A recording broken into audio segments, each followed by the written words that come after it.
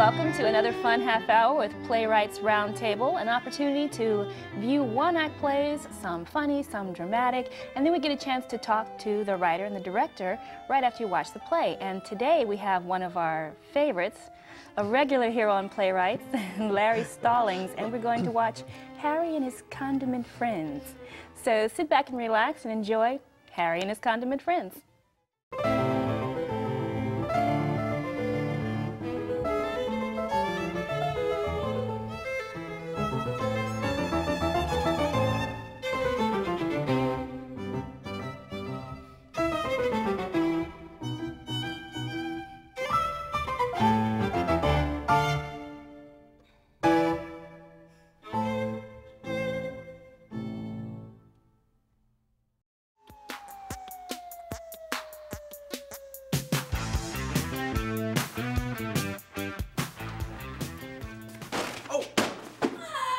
Very sorry, look, but there's no need to cry. I'll help you pick this up. You mustn't cry over spilled milk, huh? I haven't got any milk. No, it's just a saying. Right, and I'm just saying I don't have any milk. Besides, it's not you, it's me. I just can't seem to do anything right lately. Look, don't take it so hard. Look, nothing broke. There's no spillage. I broke my lucky. Gusto. Gusto? I don't see it. Is that some sort of energy drink or something? Oh, my Gusto, my excitement, my enjoyment, my enthusiasm of life. I did all that. No, I mean, you didn't cause me to start crying. I do that all the time anyway. I'm starting to worry. I know I should watch where I'm going, but I really didn't think... My self-esteem has been going downhill. Your what? My self-esteem. I just don't seem to like myself very much lately. I'm dull, I'm unattractive, I don't have any friends, and I have a bad temper. Well, it's no wonder. You don't have any condiments. I beg your pardon? Condiments. I don't see any in your sack.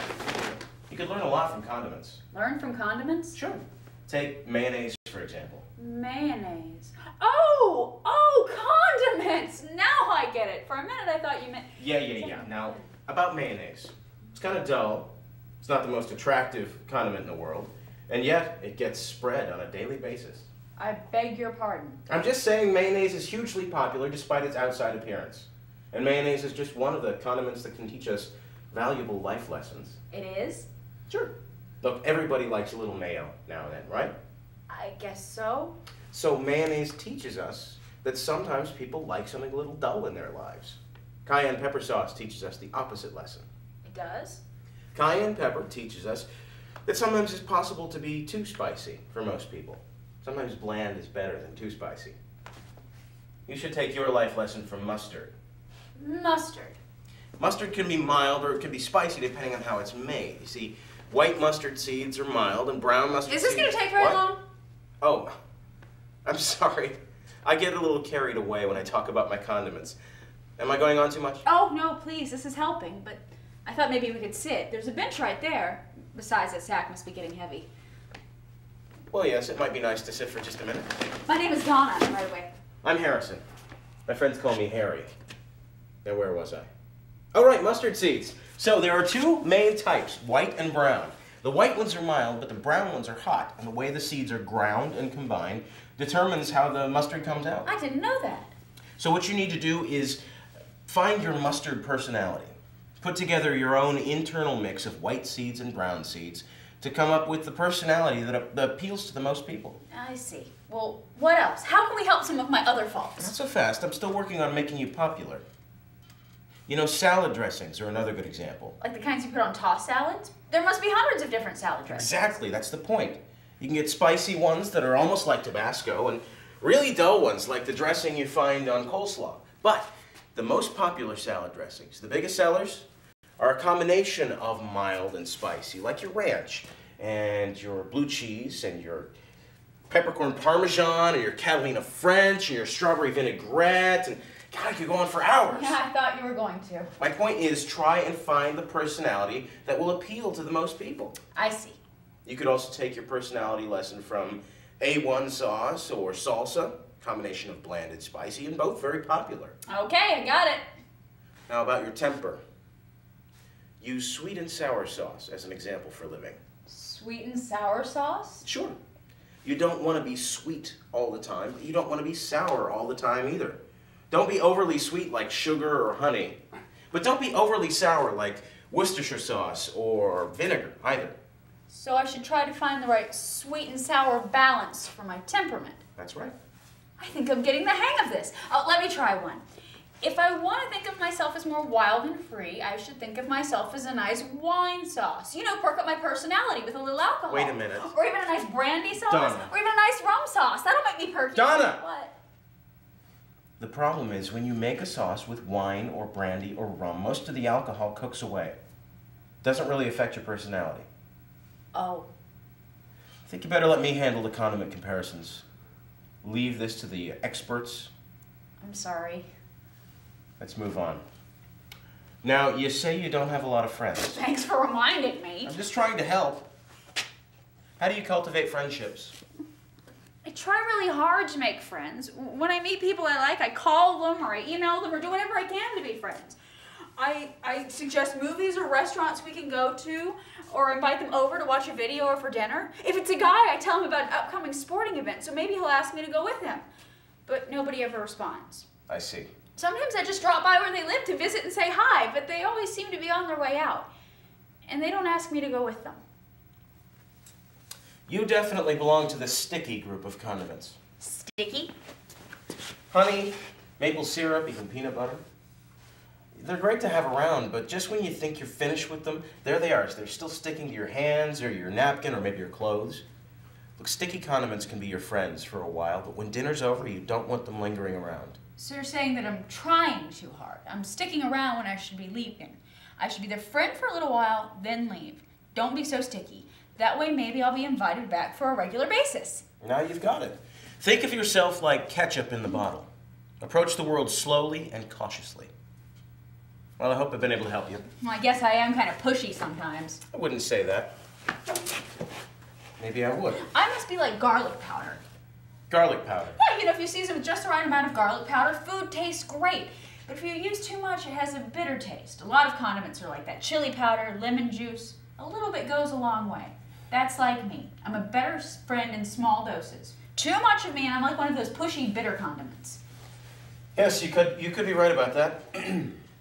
Is lemon juice a condiment? I beg your pardon? Well, earlier when I was mentioning bitter condiments, I mentioned lemon juice, but I'm not sure it's actually a condiment. Is it?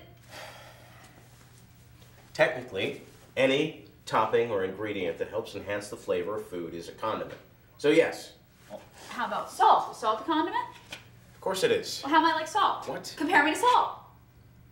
Well, for a lot of people, too much salt will kill them. Is that what you mean? Oh, that's no good. How about bacon bits? Compare me to bacon bits. Donna, not every Or condiment. barbecue sauce. Sometimes tangy, sometimes sweet. You should have used that in your comparisons a while ago. Donna, I think we've gone about Or as far soy sauce, or Worcestershire sauce, or vinegar. How am I like them? Donna, please. Not every condiment has a comparison. There are plenty of wonderful life lessons to be learned from my condiment friends. But some condiments are just condiments. You're forgetting what you learned. About balance? That's right. Sweet and sour. Mild and spicy. Use what you've learned.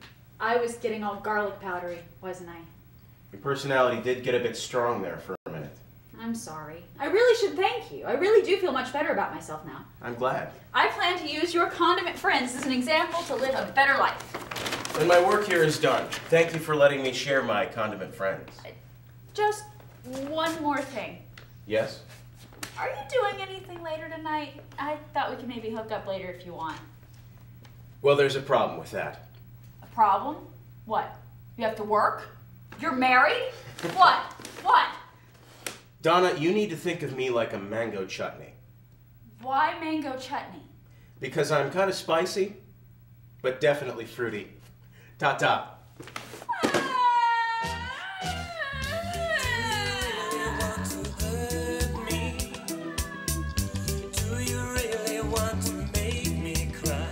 Didn't see that one coming. I bet you that surprised the audience a lot too, didn't it? We'll talk more about Harry and his condiment friends with Larry Stallings right after a short intermission. Stay with us.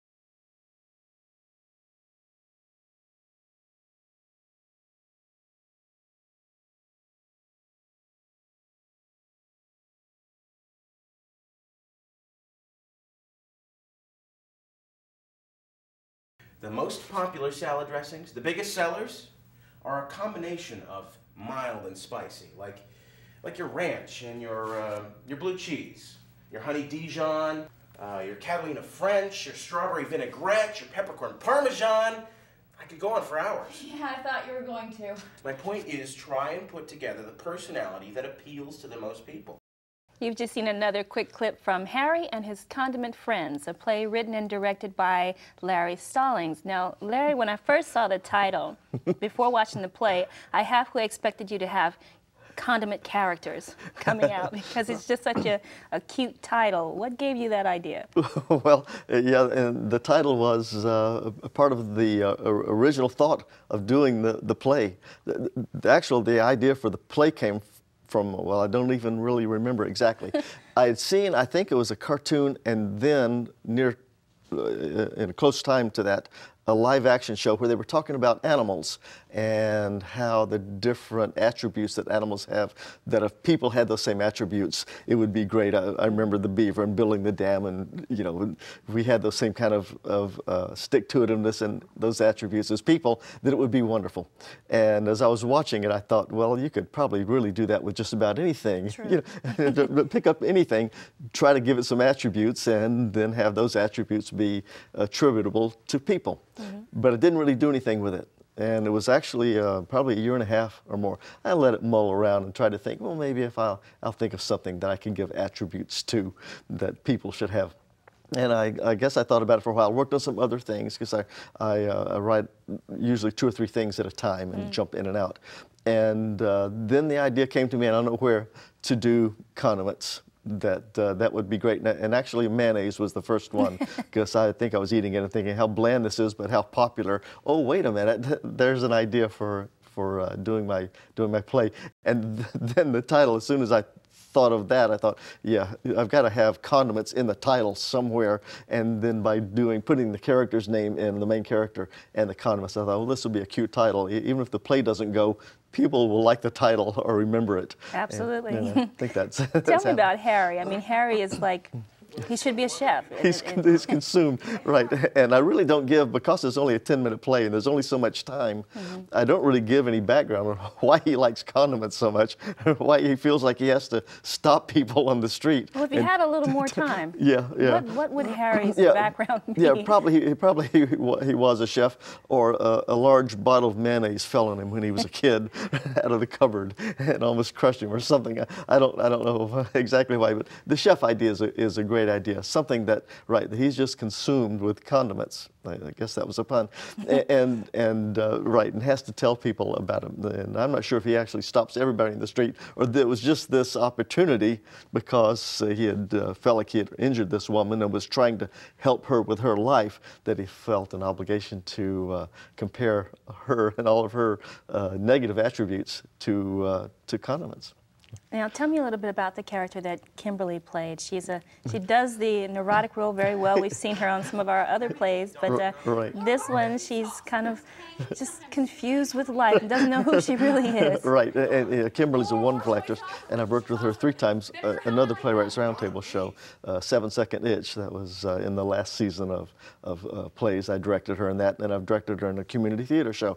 And yeah, she can jump into different kinds of characters very easily, and had her in mind for this. In fact, her and Daniel Peacher, who we'll talk about, who played Harry, had both of them in mind as soon as I knew I was going to direct it as well, because I knew they were the right types for it and could bring the characters home. Yes, and Kimberly is wonderful at playing either the neurotic, or this was a little more subdued. I've seen her even more subdued than that, but yeah, this was more of the confused character that Kimberly does so well. So yeah, she did a great job. She, in many ways, is the reactor in this rather than the actor.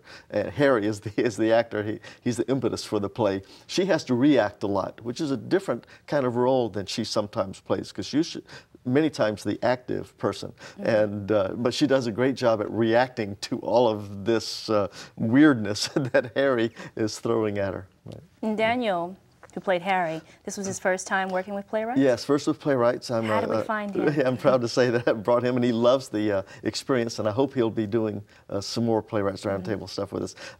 I was in a play with him at Theater Downtown, where we were both actors, Happy Birthday, Wanda June, and enjoyed working with him quite a bit. At that time, I was planning to direct a community theater show, The Mousetrap, and had him in mind for The Mousetrap as we were working together, thinking he would be perfect for one of the roles. And then after I directed him in that, saw how easily he was to work with, and what a nice person, I thought, oh yeah, he's perfect for Harry. Because it has to be somebody a little weird, but also focused, maybe even overly focused on his life and his condiments. And he plays that very, very well. He can be very intense, and he can be the leader, and that's what we needed in that role. Yeah. You definitely belong to the sticky group of condiments. Sticky? Honey, maple syrup, even peanut butter. They're great to have around, but just when you think you're finished with them, there they are. They're still sticking to your hands or your napkin or maybe your clothes. Sticky condiments can be your friends for a while, but when dinner's over, you don't want them lingering around. So you're saying I'm trying too hard. I'm sticking around when I should be leaving. Don't try to stick to people. I should be their friend for a little while and then leave. Then maybe I'll be invited back on a regular basis. Now you've got it. Think of yourself like ketchup in the bottle. Approach the world slowly and cautiously. Now, I think when you were first on with the show, maybe in '04, were you writer-director at that time with one of your plays? Oh, let me think. Well, I've been with Playwrights Roundtable as a writer for 3 or 4 years. I think the first time I did something here was as a writer, and I can't remember. So this time you're wearing both hats. Yes, I have done that before for Playwrights Roundtable, although it wasn't shows that we had taped for presentation here. A play that I wrote called House Across the Street, and I directed that as well. And then I've been in a couple of others that I've written but let other people direct. So my association with Playwrights Roundtable has really only been about 4 years, although I hope I'm an integral part, and I'm on the board now. So it's a great organization that helps keep writers writing. It keeps us focused. We have meetings once a month where we can read things we're working on, whether they're finished or even something we've just partially worked on, and we want to get some ideas, some feedback from other writers and from the actors who read it. And it's just a reading, but yeah, that's a great thing that happens every month on a Saturday. Is it more rewarding for you to wear both hats, the writer and the director? Any challenges that presents for you? Yeah, that presents challenges. There are good sides to both. I like writing things and letting somebody else direct them in a way, because then I get to see whether or not what I've written, somebody else can pick it up and still see my vision, still see what I had in mind. And that happens. I've been produced around the country a few times, and have had, so I don't get to work on those at all, except maybe by phone with the director a couple of times as they're putting it together. And that's fun, because then I can tell from what the questions they're asking me in our phone conversations whether they've picked up on what I wanted to present in the play. And most of the time it happens in a positive fashion, so I feel very good about that. So I like doing that. On the other hand, I like directing my own things too. It's probably a control thing, and especially if it's something that's fun. Harry and his Condiment Friends is a perfect example of a thing that I consider to be fun. And so when I knew we were going to do it, I thought, yeah, that's something I'd like to direct, because I think it'll be fun to direct it, and especially since I had actors in mind for it. And if I'd let another director direct it, they may have put somebody else in. May have been just as good, but it wouldn't have been exactly what I already had in my mind. So, yeah, both ways are fun. Now, you were telling me that the Playwrights Roundtable meets once a month and reads through plays. So what is the submission process for a would-be aspiring one-act play writer to get their works read by playwrights? PlaywrightsRoundtable.org is our website, and there's all the information there about how to submit plays and where to submit them to. Anybody can do it. You don't have to be a member of Playwrights Roundtable. We want to encourage people to write. That's part of the mission of the group. So we want people to send them in. We get the best plays that way, and we don't want to be so inbred that we're producing the same writers every time when we do our shorts, either here at the launch or during our summer shorts time. We like to have some different writers involved, and same thing for me as a writer. I like being produced. I'd be happy to have one of my plays in every time, but if I don't, that's fine too. I get to see some different things. So, because I'm usually involved one way or the other. If nothing else, I'm ushering it at every show. So, yeah, so people can get involved. That's the best way, is go to the website. It has all the information you need. It has what we're looking for currently, whether it's a fringe type show or whether it's a short show. We even hope to produce some full-length shows in the future. So we have the information on the website. And that's also for actors and directors as well? Yeah, actors and directors can go there as well. Usually we have kind of an in-house. We'll put out an audition notice for directors, and we'll meet with them, talk to them, see about their style, and use them. And we do use some of the same directors over and over because we know they're good. They've done Playwrights Roundtable. There's a different kind of directing style for 10-minute plays than for full shows. It's a focus thing. You have to do a lot of work in a little short amount of time. Not that we don't start 6 weeks out and then have a couple of rehearsals a week until we get there, but it's still, we have to be able to bring it in on time and be very compact, have actors that can pick up cues really fast and get it done in a short amount of time. We don't like to have really long plays. Of course not. Yeah. So, yeah, but we do put out audition notices both for directors and for actors before. Okay. Yeah, and usually it's a combination of actors. It's a combination of, in this case, I knew which actors. I knew a couple of actors that I wanted for Harry and his Condiment friends. So I contacted them, so I didn't need to have auditions. But we do have auditions for some other directors who don't necessarily have somebody in mind for the show they're directing. Okay. Yeah. Now, I told you I was going to ask you this during the break, and I'm going to pop it up now so you can analyze me. One of my favorite condiments is actually a mixture, never just one thing. Yes. It's part balsamic, yes, red wine vinegar, soy sauce, oh, and basil, with just a dash of sugar to sweeten it up. So what might that be? Well, you are a well-rounded person, see, because you have everything in there. If we could have done this for Donna and Harry and his Condiment friends, it should be a perfect person. You've got the sweetness in there. You've got the spiciness. I like the soy. You're exotic. You're a little exotic. Yeah, you got the wine. Yeah, so you're doing the wild and free thing. Yeah, I got to do a little bit of wine. Right. So red wine vinegar. Oh, red wine vinegar. Oh, yeah. Well, see, and that gives you the tartness, you know. That, right. Yeah. So So based on that, you should have the perfect personality. Well, thank you. All right. Perfect personality for this show, at least. Right. Larry, as always, it's great having you on the show. Thank you. Harry and his Condiment friends was fantastic. Thank you. Hope to see more works by you. I'm sure we will. Thank you very much. I hope so too. Nice seeing you. Nice to see you too. And that's going to wrap up another fun show of Playwrights Roundtable. Please come back and join us again as we continue to review one-act plays produced by some of the most talented writers and directors here in Central Florida. We'll see you next time.